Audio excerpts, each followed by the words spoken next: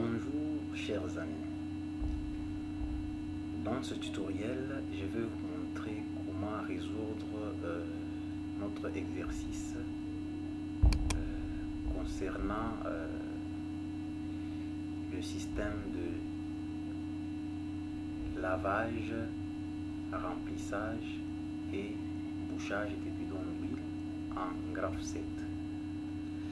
C'est-à-dire, nous avons déjà résolu ces mêmes exercices en ladder et je vous avais dit que il était très facile de le programmer en graphe 7. Et dans ce tutoriel, je vais vous montrer comment est-ce que c'est réalisable, mais on ne va pas le programmer. Je l'ai déjà fait. Je vous présente ça, je vais l'exécuter. Vous allez voir que c'est relativement très simple. Et après, bien sûr, dans les prochains tutos, je vais vous montrer étape par étape comment arriver à programmer et je vais vous apprendre comment programmer en graphe 7 avec le step 7. Déjà, je pense que vous reconnaissez très bien ce synoptique. C'est un exercice de programmation qu'on nous avait donné, dont l'énoncé est là. Donc je ne vais pas le lire, je ne vais pas lire encore, lire soit expliquer cet exercice parce que je considère que vous avez déjà vu les tutos précédents en ce qui concerne cet exercice. Et si ce n'est pas fait, je vous suggère de revoir d'abord les 5 tutos qui concernent cet exercice et puis revenir par après pour voir comment programmer ça en graphe 7. Donc si je peux repasser rapidement en revue, il s'agit de faire quoi? Donc on dit, si l'opérateur donne une impulsion sur le bouton de départ cycle, bien entendu au tout début du système vous avez le chariot à gauche, donc au point, ce chariot au point de chargement. Donc vous avez le capteur S1 qui va détecter le chariot et vous avez les pinces qui sont en haut au niveau du capteur S4. Alors l'opérateur donne une impulsion sur le bouton de départ cycle, H1 se met à clignoter. Si on a la présence du bidon sur le capteur S6, donc au poste de chargement, immédiatement H1 cesse de clignoter, se met en allumage continu, les pinces descendent pour venir saisir le bidon. Et la saisie n'est pas expliquée ici, on dit tout simplement qu'il y aura une temporisation de 3 secondes lorsque les pinces vont arriver au niveau du capteur S5, donc le moteur de descente pince va s'arrêter, donc ce mouvement de descente pince va s'arrêter pour saisir le bidon pendant 3 secondes. Au bout de ces 3 secondes, le pince va remonter et une fois arrivé au niveau du capteur S4, le chariot va se déplacer pour aller au poste de lavage. Donc au niveau du capteur S2, il va détecter le chariot. Donc ce mouvement du chariot vers la droite va s'arrêter d'abord ici. Et puis la descente va se refaire, donc la descente des pinces pour nettoyer le bidon, plonger le bidon dans le bac à lavage afin de le nettoyer pendant 15 secondes. Au bout de ces 15 secondes, les pinces vont remonter avec le bidon encore une fois et puis arriver en haut, donc en position pince, arriver en position S4, le chariot va se déplacer encore pour venir au niveau du capteur S3, donc ici au poste de déchargement, pour déposer le bidon au niveau du tapis ici, donc sur la bande transporteuse. Arrivé ici, la bande transporteuse va démarrer. Donc d'abord, avant que la bande démarre, donc les pinces vont déposer les bidons ici et le dépôt du bidon n'est pas étudié, il n'y a même pas une temporisation à cet endroit. Donc les pinces vont remonter tout simplement et puis arriver en position S4, le chariot va rentrer au départ du système, donc dans sa position initiale au poste de chargement, donc position S1. Une fois arrivé ici sur le capteur S1, le voyant H1 va s'éteindre, le voyant H2 va s'allumer. Ok, ensuite le tapis va démarrer, voilà, pour amener le bidon au niveau du remplissage d'huile. Lorsque le bidon va être détecté par le capteur S9, donc poste de remplissage. Le tapis va s'arrêter. Le vérin de remplissage va s'ouvrir pendant 10 secondes, le temps nécessaire pour remplir le bidon. Ok. Après ce remplissage du bidon, le vérin va se refermer et on aura le cycle qui va repartir. Donc on va recommencer au tout début ici. On va vérifier si le bidon est là, les pinces vont descendre pour le saisir, ainsi de suite. Maintenant, arrivé lorsqu'on va déposer le bidon ici, le tapis va se remettre à tourner. Ok. Mais cette fois-ci, on va se retrouver avec un bidon, on risque de se retrouver avec un bidon au niveau du bouchage et un autre au niveau du remplissage. Et dans ce cas-là, il y a les deux actions qui vont s'effectuer simultanément, donc ensemble. Après, donc normalement, si on n'a pas de bidon ici, le vérin de bouchage, lui, il va s'ouvrir pour boucher le bidon pendant 3 secondes. Mais si on a les deux, vous comprenez que on va attendre la fin des 10 secondes pour remplir. Donc les 3 secondes vont s'exécuter et puis on attend les 7 secondes restant pour remplir le bidon afin de repartir avec le système, donc pour attendre un autre bidon. Donc voilà. Maintenant, au niveau de la programmation en graphe 7, comment est-ce que je l'ai fait? Alors, vous devez comprendre d'abord que le graphe 7 sert à programmer les systèmes qui fonctionnent d'une façon séquentielle. C'est-à-dire quoi?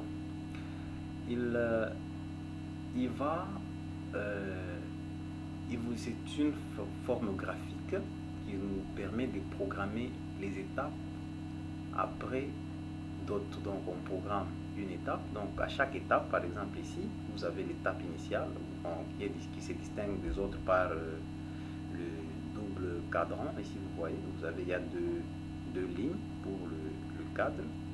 Par contre, partout ailleurs, ici, nous avons qu'une seule ligne. C'est pour dire que ça, c'est l'étape initiale. Alors, à chaque étape a une action. Donc, il y a une action qui est une ou plusieurs actions qui sont liées à une étape. Par exemple, là, vous avez le step 1 qui est lié au step 1 ici. Donc, c'est cette action. Ici, vous voyez, vous avez cette action qui est liée à cette étape. Et partout, c'est comme ça. Vous pouvez mettre autant d'actions que vous voulez, mais qui seront liées à une étape quelconque. Ok, c'est toujours comme ça. Alors, comment s'effectue les graphes 7? Donc, vous avez une étape et une transition. La transition, c'est là, vous voyez T1. Et sur la transition, vous avez des conditions qui vont valider donc le passage de cette transition. En fait, c'est comment? Donc, lorsque une étape est active, il exécute les actions qui lui sont liées. Après l'exécution, bien sûr, vous allez atteindre les conditions attendues. Donc, lorsque vous atteignez les conditions attendues, si toutes les conditions attendues pour une transition sont réunies, alors la transition devient franchissable. Donc, vous pouvez la franchir pour aller sur une autre étape. Et qu'est-ce qui va se passer à ce moment-là? Il va désactiver l'étape précédente pour activer l'étape suivante. C'est la logique quand on programme en graphe 7. Ok? Et une fois on est sur l'étape suivante, les actions qui lui sont liées vont s'exécuter. Ensuite, on va atteindre encore les conditions. Donc, on va réunir toutes les conditions attendues. Et bien sûr, valider la transition qui va à son tour désactiver l'étape qui lui est précédente et activer l'étape suivante. Ok? Maintenant, ceci étant entendu, bien sûr, il y a néanmoins certains paramètres, certains outils qui nous permettent de garder une action en train de tourner pendant que l'étape est déjà franchie. Par exemple, quand vous utilisez la fonction set ici, vous voyez le petit S que j'ai mis ici, c'est pour dire que là, on garde cette action activée, donc A1 pendant que l'étape est franchie. Donc jusqu'à ce qu'on va resetter cette adresse, cette opérande. Ok, donc là, vous devez comprendre ça comme ça. Et puis après tout, on va revoir ça, on va voir comment programmer tout ceci. Dans ces tutoriels, je voudrais tout simplement vous montrer comment c'est possible et très facile de réaliser la programmation d'un système séquentiel en Graph 7. Donc qu'est-ce que j'ai fait en fait? On nous dit au tout début du système, au niveau de l'étape initiale, on ne donne rien dans notre exo, donc c'est pas mentionné, mais on pouvait tout aussi bien mettre quelque chose, des actions qui permettaient par exemple ici par exemple, si vous avez arrêté le système au bon milieu du fonctionnement, par exemple le chariot se trouve ici, à cet endroit, si vous démarrez, il n'y a aucun capteur qui va le détecter. À ce moment-là, ce sera compliqué de continuer. C'est pourquoi dans l'étape initiale, on peut conditionner à ce que le moteur pour le chariot puisse tourner dans le sens de la droite vers la gauche afin de positionner le chariot sur le capteur S1 et aussi d'activer bien sûr le moteur, donc le contacteur pour la montée des pinces afin de le mettre en position S4. Bon, de toutes les façons, ça ne va pas me déranger, même s'il n'y a rien là-bas, on aura simplement un avertissement, mais ça ne va pas empêcher le programme de fonctionner. Donc on nous dit au tout début du système, nous avons le chariot à gauche et les pinces en haut, ok? Et si on appuie sur le bouton de départ cycle, alors là, on va faire quoi déjà? Il y a le voyant H1 qui va clignoter. Donc cette étape numéro 2 pour moi, c'est pour mettre le voyant H1 en clignotement. Alors pour cela, j'ai programmé, je crée une petite fonction, donc une fonction dans laquelle j'ai mis ce voyant et j'ai mis deux conditions avec le clignotement, parce que j'ai utilisé, vous vous souvenez bien sûr, pour le clignotement il fallait aller dans la configuration matérielle sur l'automate, activer le cycle d'émimento. J'ai mis la mémoire 100 et puis j'ai pris le bit 7 pour activer, pour mettre la fréquence sur une seconde. Donc après une seconde vous avez un clignotement, ok? Et puis j'ai utilisé cette deuxième mémoire, cette deuxième mémoire, le M1.1 pour setter avec, donc si je l'active, il va me mettre l'allumage continu. Donc avec le premier ici, c'est pour clignoter, donc il va passer par la mémoire de clignotement. Avec le second, il passe directement pour le mettre en allumage continu. Donc voilà. Donc ici, avec cette mémoire, je vais clignoter mon voyant H1. Ok. Et puis on dit, lorsque vous avez la présence du bidon, avec les deux conditions, hein, vous êtes à gauche avec le chariot et puis vous avez les pinces en haut, vous avez le bidon sur le capteur S6.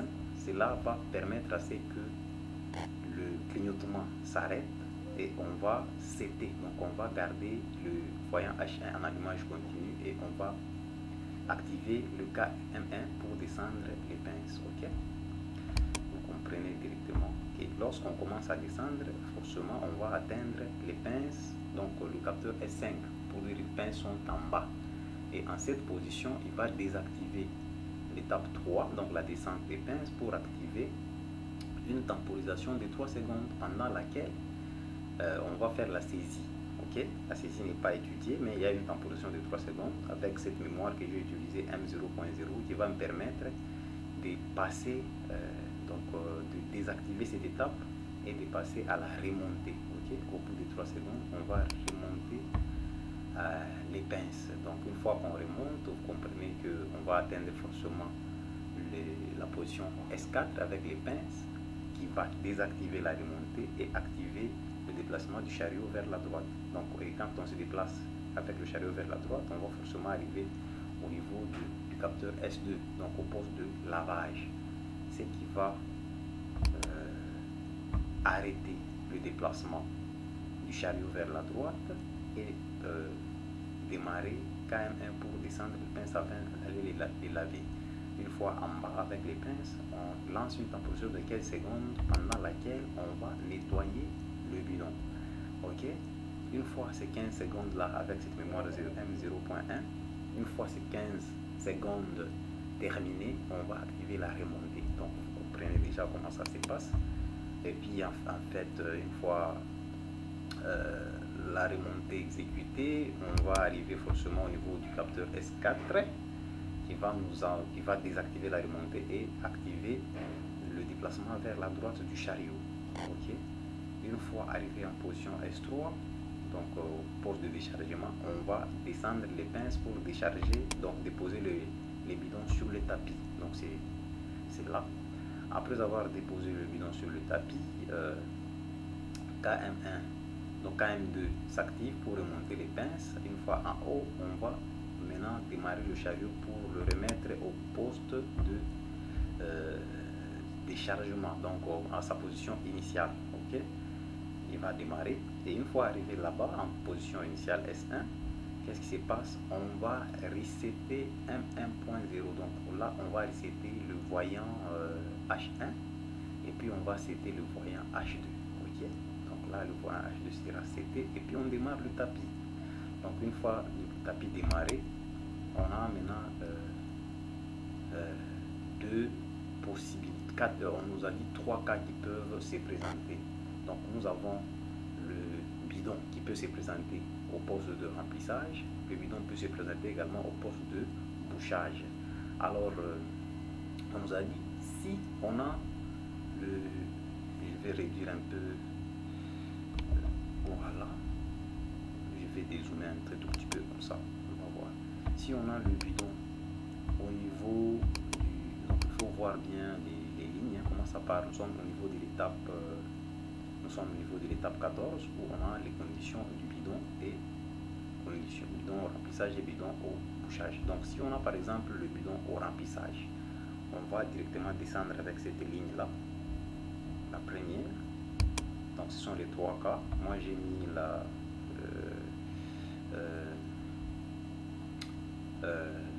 la condition où, donc on peut avoir cette ligne, c'est la deuxième ligne ou bien la troisième. Donc ce sont les possibilités de, donc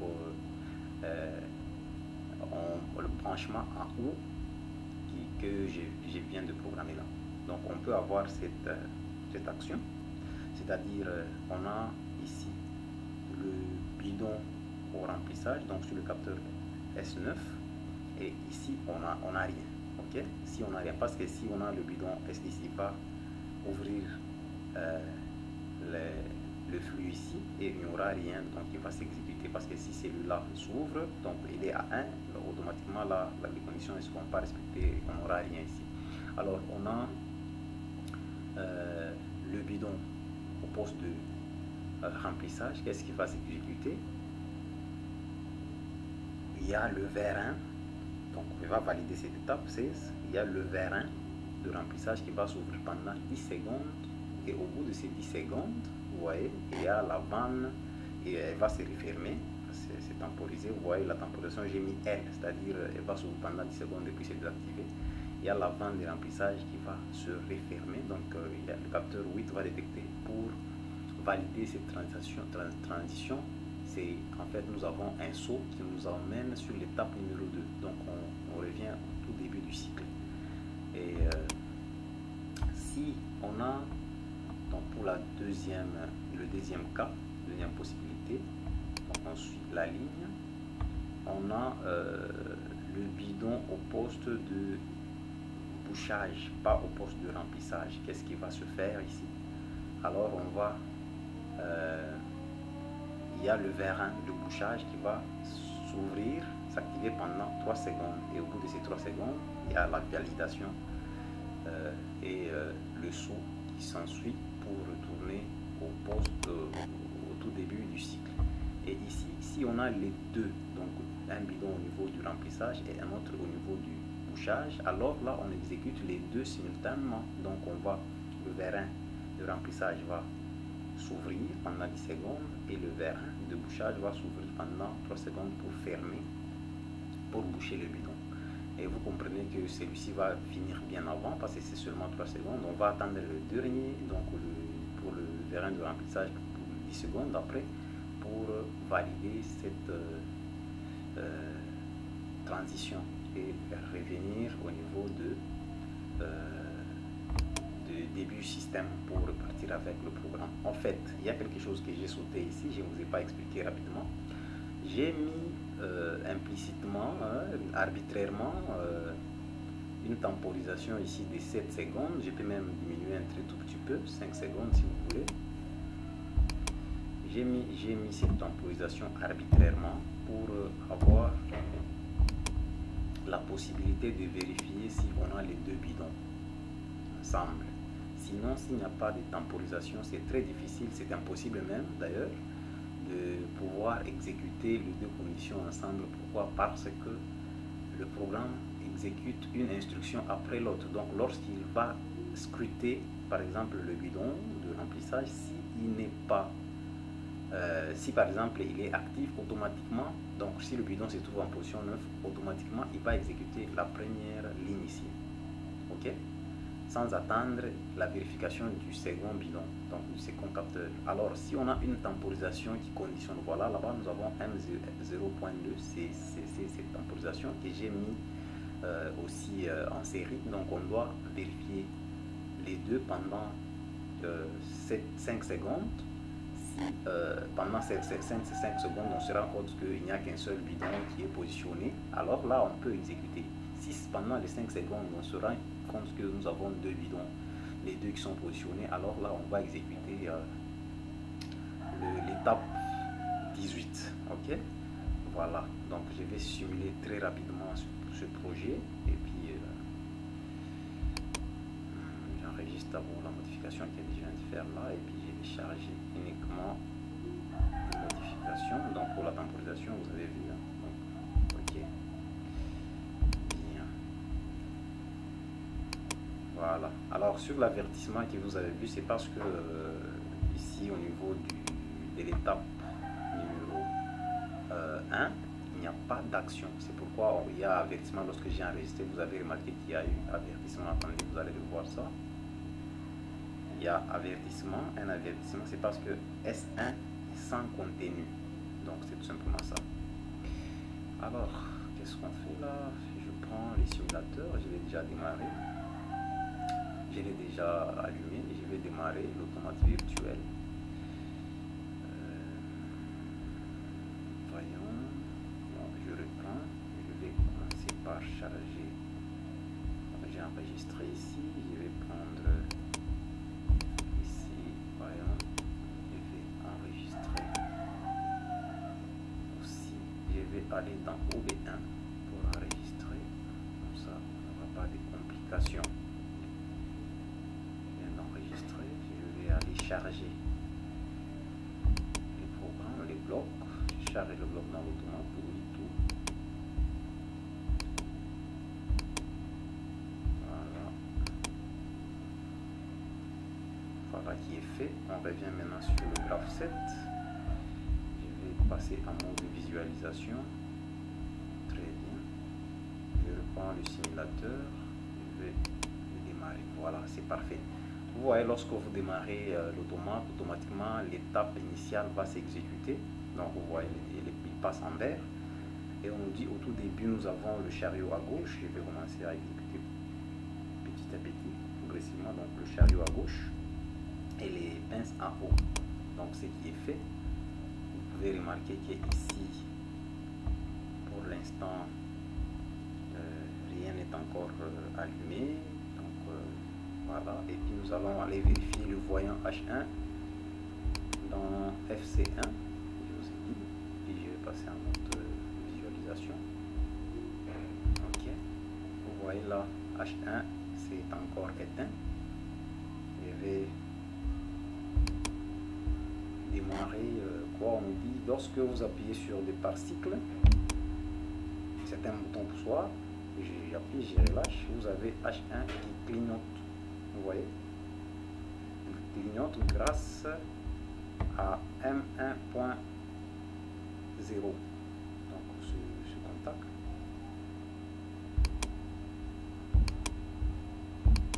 Voilà. Permet le clignotement avec la mémoire. La mémoire sans c'est dans la configuration matérielle au niveau de l'automate cycle de Memento. Allez voir ça. Ok, donc nous allons revenir dans le graphe. On nous dit si vous avez le bidon au poste de chargement, alors là il va il va mettre le voyant H1 en allumage continu et démarrer la descente des pinces. C'est ce que nous allons faire. Donc on dispose maintenant du bidon. Vous voyez descente de pince qui est activée et puis M1.1 est à 1. Donc on va aller voir dans FC1. Vous voyez maintenant il est en allumage continu. Donc on passe au niveau de lorsque vous descendez avec les pinces, donc forcément on va quitter S4 pour arriver à S5, la position de 3 secondes qui va se lancer et puis voilà, vous êtes en train de remonter et quand on remonte, donc on n'est plus en bas et on a pris le bidon, on va se retrouver au niveau de S4 avec le déplacement du chariot vers la droite, vous voyez, passe à 1 et puis là on va descendre si on quitte la position S1, donc chariot à gauche, on va se retrouver au lavage, donc la descente des pinces va s'exécuter, donc vous voyez, passe à 1, et puis une fois qu'on sera en bas, il y a la temporation de 15 secondes qui va s'exécuter, donc on quitte la position en haut, les pinces, on va descendre en bas, il y a une temporation de 15 secondes qui se lance, vous voyez là, il est en train d'évoluer, au bout de ces 15 secondes, on va forcément remonter avec les pinces, donc pendant ce temps, nous sommes en train de nettoyer le bidon, et vous voyez H1 est toujours allumé, voilà qui est fait. Donc là on commence à remonter avec le bidon après le nettoyage, on va forcément arriver sur la position pince en haut qui va démarrer le chariot encore vers la droite pour aller au poste de déchargement là-bas, et la descente des pinces qui va s'exécuter. Et ici on nous a dit qu'il n'y a pas de temporisation. Une fois en bas, une fois pince, donc on commence à remonter immédiatement. Une fois le pince en haut, on démarre le chariot vers la gauche pour retourner au poste de chargement. C'est ce qui va se faire. Donc une fois arrivé au poste de chargement, vous avez le voyant H1 qui est reseté ici, vous voyez. Donc on peut aller voir ça ici, vous voyez, c'est reseté. Donc c'est remise à 0. On revient sur le graphe et on a seté le voyant H2, vous voyez là, voyant H2 qui est mis à 1. Et puis on a démarré même le tapis. Or, quand le tapis est en train de tourner, c'est pour amener le bidon au niveau